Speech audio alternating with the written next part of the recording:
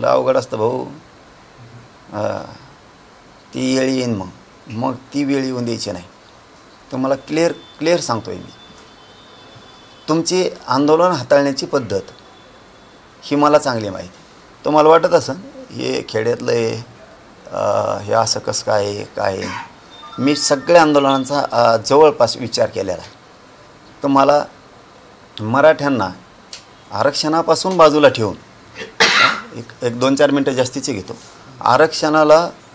मराठ्यांचं आरक्षण तुम्ही बाजूला ठेवून मराठ्यांना या प्रक्रियेपासून बाजूला ठेवून तुम्हाला जर वाटत असलं आरक्षण न देता आम्ही आंदोलन हाताळू, तर अमित शहा साहेब तुमची आयुष्यातली घोडचूक असणार आहे. त्याचं कारणच सांगतो तुम्हाला. आता अगोदर तुम्हाला पॉझिटिव्ह भूमिका सांगितली.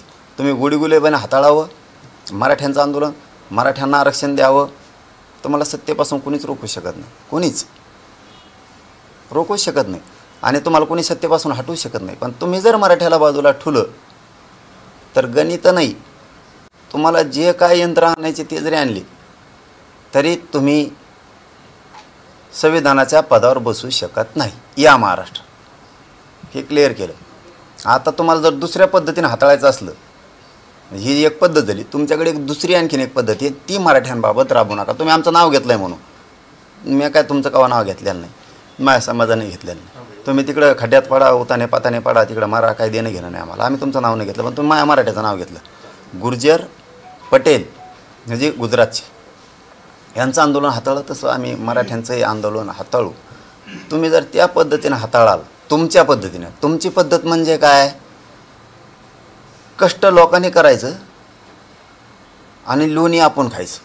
ही तुमची जी घाण सवय आहे ना पूर्वीची अमित शहा साहेब, ही तुमच्यासाठी घातक आहे. मला हे बोलायची गरज नव्हती, पण तुम्ही माझ्या मराठ्याला आरक्षणात ओढलं मध्ये आता, म्हणून मला हे बोलावं लागतं. नाविलाज आहे माझा.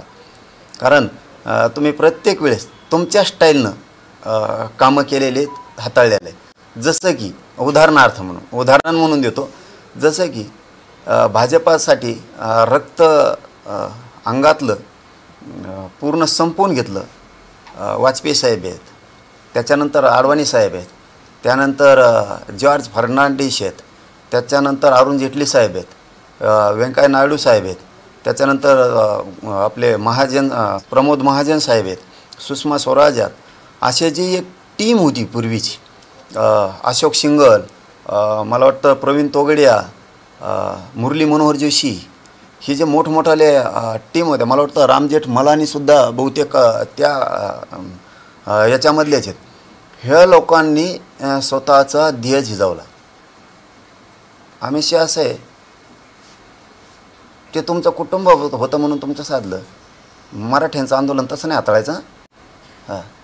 ज्या माणसानं उभा देश पिंजून काढला त्यांना तुम्ही कोपऱ्यात बसले, त्यांचं नाव आहे लालकृष्ण अडवाणी. हो, तुम्ही कसं हाताळताय स्वतःच्या कुटुंबाला, तो एक परिवार आहे तुमचा. ते तुमचा अंतर्गत विषय, आम्हाला नाही देणं घेणं. पण तुम्ही पटेलांशी गुर्जराशी मराठ्यांचं आंदोलन जोडलं आणि तुम्ही ते हाताळायच्या भूमिकेत निघाला. तुमच्या त्या पद्धतीनं हाताळणार असाल तर ते होतं तुमचं कुटुंब त्यांनी सहन केलं. इथं महाराष्ट्र एक असा आहे की ज्यावेळेस दिल्लीवरती किंवा भाजपवरती संकट येईल त्यावेळेस दोन्ही हातावरती आपल्या जबाबदारी महाराष्ट्र घेतो आणि हिमालयासारखं उभा राहतो तुमच्या पाठीशी.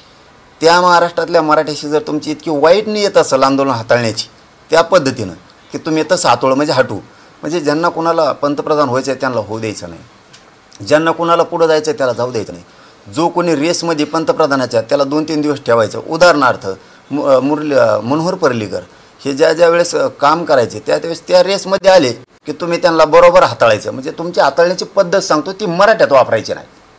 हो, तुम्ही मराठ्यात तिन्ही ताळात कोणी ठेवणार नाही. आम्ही तुम्हाला तिन्ही ताळात अमित शहा साहेब त्या भानगडीत जर पडलात गोडी गुलाबीनं आरक्षणाचा प्रश्न मार्गी काढा. प्रत्येक वेळेस तुमची ती स्टाईल आहे ज्या पद्धतीत. जसं की योगी आदित्यनाथ साहेब ज्यावेळेस त्या फ्रंटला येत आहेत की आता हे पंतप्रधानाच्या लेवल जाणार, तुम्ही हाताळलं रिवर्स टाकलाच म्हणून समजायचं. ही जी तुमची पद्धत आहे हाताळण्याची स्वस्वार्थासाठी स्वतःचे लोक पायाखाली दाबवण्याची, ही इथं मराठीच्या आंदोलनात चालत नसते. कारण इथं मनोज जरांगे हे पठ्य आहे, हे लक्षात ठेवा तुम्ही. हीच पद्धत तुम्ही ज्या वेळेस पुढं जायचं आहे तुम्हाला त्यावेळेस तुम्ही संपवता. ज्या लोकांना उभं आयुष्य घातलं त्या लोकांना सुद्धा संपवायला तुम्ही, जसं की आपले शिवराज चौहान मामा, ज्या माणसानं मध्य प्रदेश स्वच्छ केला, एकदम चांगल्या पद्धतीत पुढं डेव्हलप केला, जो माणूस रेसमध्ये चालला तो माणूस तुम्ही कसा हाताळला हे आम्हाला सांगायची गरज नाही. सुषमा स्वराज यांना तुम्ही कसं हाताळलं हे आम्हाला सांगायची गरज नाही आहे. ही तुमची हाताळण्याची पद्धत आम्हाला चांगली माहिती आहे.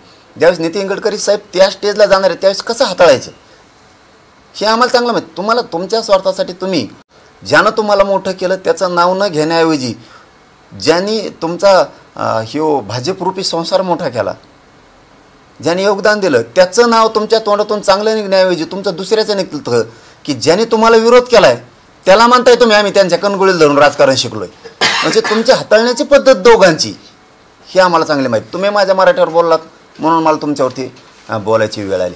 तुमची ही काम करण्याची पद्धत जी आहे ना, हाताळण्याची, ही तुमच्यासाठी खूप घातक आहे. तुम्हाला दिसतंय ते बरं, अमित शहा साहेब तुम्हाला फक्त दिसतंय हम करो सो कायदा काहीतरी ते तुम्हाला वाटतंय, पण तुम्ही इतके येडी जनता या देशातली समजूच नका. तुम्ही जे माणसं आयुष्य त्यांनी घातलं, वसुंधरा राजे साहेब ज्यांनी आपल्या मनगटावरती सगळं भाजप पेलून धरलं होतं, ज्या काळात तिथं वाढत नव्हतं ती परिवर्तनाची लाट ज्या लोकांनी निर्माण केली, त्यांच्या जोडीला ज्योतिरादित्य शिंदे साहेब, हे लोक ज्या वेळेस त्या रेसला येतील त्यावेळेस तुम्ही कसे मागे फेकायचे, तुमच्या आंदोलन हाताळण्याची पद्धत काय, तुमच्याच लोकांचा घात तुम्ही कसा करायचा, आंदोलनाकडे येतो मी. तुम्ही आंदोलन तेही कसे हाताळले त्याच्याकडे पण येतो, आज येतोयच तुमच्याकडे मी आता. पण तुम्ही तुमचे सुद्धा कसे हाताळलेत. तुम्ही अनंतबेन पटेलांचं काय केलं, पटेलांचा वापर करून तुम्ही गुजरातमध्ये कोणत्या बेटावरती काय उभा केलं, दीव दमनच्या बेटावरती तुम्ही काय उभा केलं, नगर हवेलीच्या बेटावरती तुम्ही काय उभा केलं, सिलवाशाच्या बेटावर तुम्ही उभा केलं, आणि स्वतःचे लोक तुम्ही खड्ड्यात घालून तुम्ही वर येण्यासाठी तुम्ही कोणत्या थराला गेलेला ना, तर मला वाटत नसेल की इतक्या लांबपर्यंत काय करायला आहे. कारण माझ्या मराठीचं आंदोलन हाताळायच्या भानगडीत जर पडाल तर तुम्हाला सांगतो तुमचा राजकीय एन्काउंटर होणार. तुम्ही असे राजकीय एन्काउंटर इतके केले की भयानक केले. तुम्ही चांगले काय कमी केलं होतं प्रमोद महाजनांनी,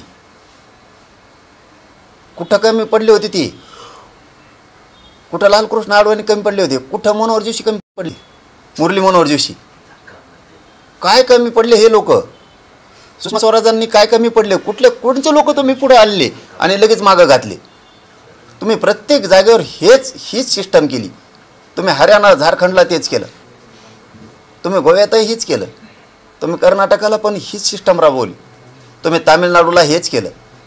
तुम्ही काम करताना तुमचे लोक फक्त एकदा वातावरण ढवळून निघूस तर वापर केला आणि नंतर तुमच्या सोयीनुसार तुम्ही तुमचा पक्ष आणि सत्ता हाताळली तुमच्या सोयीनुसार. हे तुम्ही सगळ्यात मोठं पातक केलेलं आहे. का प्रवीण तोगडे यांनी काम नाही केलं, पळून जायची वेळ आणली तुम्ही त्यांच्यावरती. अशोक सिंघालांनी काम नाही केलं, पळून जायची वेळ आणली.